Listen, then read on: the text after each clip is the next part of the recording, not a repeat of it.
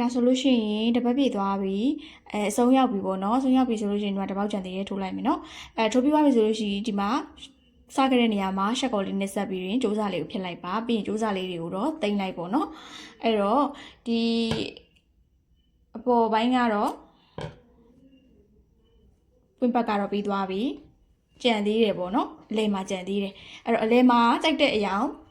ထည့်ပါဒါလေးပေါ့နော်ဒါလေးကြံသေးတယ်ဒါလေး2ရောင်ကကြိုက်တဲ့အရာထည့်ပါလိုက်ဖက်မဲ့အရာလေးပေါ့နော်ကဲဒါဆိုလို့ရှိရင်အဲ့ဒီဟာလေးထိုးမယ်အဲ့ဒီဟာလေးထိုးမယ်ဆိုတော့ကြိုက်တဲ့နေရာကနေစလို့ရတယ်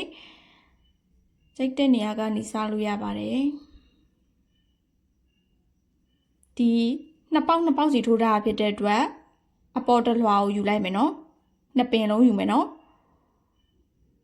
ဒီလိုလေးယူလိုက်ပါယူပြီးသွားပြီဆိုလို့ရှိရင်ကြိုးစားလေးကိုဆက်ပါကြိုးစားလေးကိုဆက်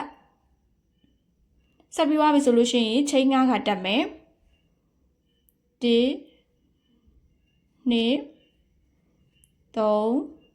4 5ခါတက်ပြီးသွားပြီဆိုလို့ရှိရင်အခုဒီမှာဒီပေါက်မှာထိုးတာဆိုဒီတစ်စုံလုံးကိုကြော်ရမှာဖြစ်တဲ့အတွက်ဒီမှာ2တိုင်ရှိရနော်အဲ့ဒီ2တိုင်လုံးကိုကြော်ပြီးတော့နောက်ထပ်ဟိုဘက်က2တိုင်မှာသွားပြီးတော့တိုင်တိုနဲ့သွားဆက်မယ်အဲ့တော့သူကတစ်ပေါက်ထက်မှ2ခါထိုးထားဖြစ်တဲ့အတွက်2တိုင်လုံးကိုယူရယ်နော်ကြော်ရင်လည်း2တိုင်လုံးကိုကြော်တယ်အဲ့တော့ဒီမှာယူလိုက်ပြီးပြီဆိုလို့ရှိရင်အခုဒီမှာချိန်9ခါတက်မယ်1 2 3 4 5ခါတက်ပြီးသွားပြီဆိုလို့ရှိရင်အခုဒီမှာထိုးထားဖြစ်တဲ့အတွက်ဒီ2ခုကိုကြော်မယ်သူအခုဒီကက်ရဲ့ဘေးက2ခုကြော်မယ်နောက်တဲ့2ခုမှာသွားပြီးတော့တိုင်တိုသွားဆက်မယ်အပေါ်တလွာလေးပဲယူပြီးတော့နော်ပေါ်ကျိုးကိုပဲယူရဲတိုင်တိုသွားဆက်မယ်ဒီ2ခုကိုကြော်နောက်တဲ့2ခုမှာသွားပြီးတော့တိုင်တိုဆက်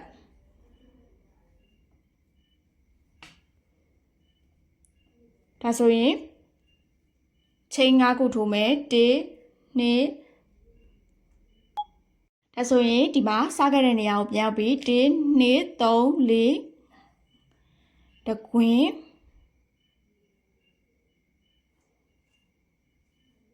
အဲ့တော့စားခဲ့တဲ့နေရာကိုဒီမှာနောက်ဆုံးမှာ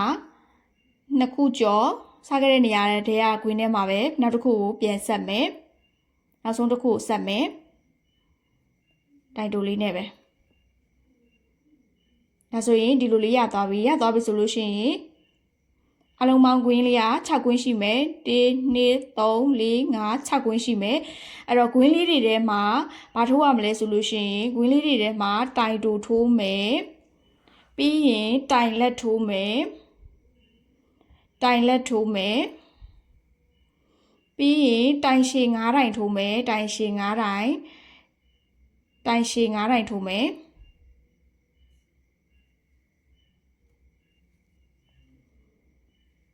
တတိုင်9တိုင်ထိုးမယ်နော်တိုင်ရှည်9တိုင်ထိုးပြီးသွားပြီဆိုလို့ရှိရင်တရစ်တင်မယ်တင်ပြီးသွားပြီဆိုလို့ရှိရင်တိုင်လက်လေးပြန်ထိုးမယ်ပြီးသွားရင်နောက်ဆုံးမှာတိုင်တိုလေးပြန်ထိုးမယ်အဲ့တော့နောက်တစ်ကွင်းမှာလည်းအဲ့လိုပဲတိုင်တိုတိုင်လက်ပြီးရင်တိုင်ရှည်9တိုင်တိုင်လက်တိုင်ရှည်9တိုင်ပြီးသွားရင်တိုင်လက်ပြီးတိုင်တိုအဲ့လိုလေးထိုးသွားမယ်တစ်ပတ်လည်လုံးเนาะဒီလိုပုံစံလေးပါဆိုရင်ဒီရောင်လေးကတစ်ပတ်ပြည့်သွားပြီဆိုလို့ရှိရင်ဒီနေရာမှာရှက်ကော်လေးနဲ့ဆက်ပြီးတော့ကြိုးစားလေးကိုဖြတ်ပေးပါအဲ့တော့နောက်ထပ်ကာလာတစ်ရောင်ထပ်ပြီးတော့ပြောင်းမယ်เนาะအဲ့တော့ကာလာကတော့9ရောင်ပေါ့နော်တကယ်လို့ဟိုကဒီမီကိုတုံးနဲ့မဟုတ်ပဲမြန်မာချီလေးလည်းသုံးလို့ရပါပေါ့နော်မြန်မာချီထိုင်းအိတ်တူချီလေးနဲ့ထိုးပါအဲ့ဒါဆိုလို့ရှိရင်ရေချီလည်းခံတယ်အကျန်းလည်းခံတယ်ပေါ့နော်ဒါကတော့ဟိုအလှပဲပေါ့နော်အကျန်းမခံပါဘူးနော်ဒါကချီပုံနေလို့ထိုးပြတာပါချီပိုတွေများနေရင်ဒါမျိုးလေးထိုးလို့ရတယ်ဆိုတဲ့အကြောင်းကိုထိုးပြတာပေါ့နော်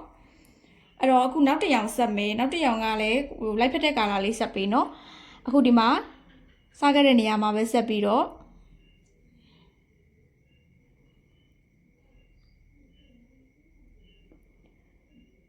ဒီမစ်ကော်တွန်ကတော့နည်းနည်းလေးဖွာတဲ့အတွက်3ကအဆင်မပြေဘူးပေါ့နော်အဲ့တော့3လို့ကောင်းတဲ့ချီလေးနဲ့ထိုးကြည့်ပါ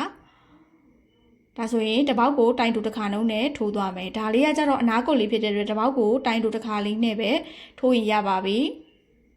ဒီလိုလေးထိုးသွားမယ်တိုင်တူလေးတွေတပေါက်ကိုတစ်ခါစီပါ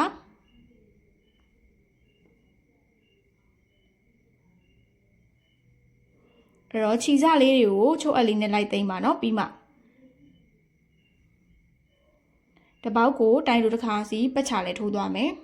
အဲဆိုရင်တပတ်ပြေသွားပြီဆိုလို့ရှိရင်ရှက်ကော်လေးနဲ့ဆက်ပြီးတော့စူးစလေးကိုဖြစ်လိုက်ရပါပြီဒီပွင့်ချက်လေးက10ခုထိုးရပါမယ်အပွင့်အကြီးပါအသေးကြံသေးရပေါ့နော်အသေးတစ်မျိုးကကြတော့9ခုထိုးရမယ်အသေးတစ်မျိုးကိုပြပေးမယ်ပေါ့နော်အဲ့တော့ဒါလေးကိုကြတော့10ပွင့်ကိုကြိုက်တဲ့ကာလာနဲ့ကြိုက်တဲ့လူလေးထိုးထားပါဒါမျိုးလေးပါဒါမျိုးလေးတွေပေါ့နော်အဲ့တော့ကြိုက်တဲ့ကာလာလေးနဲ့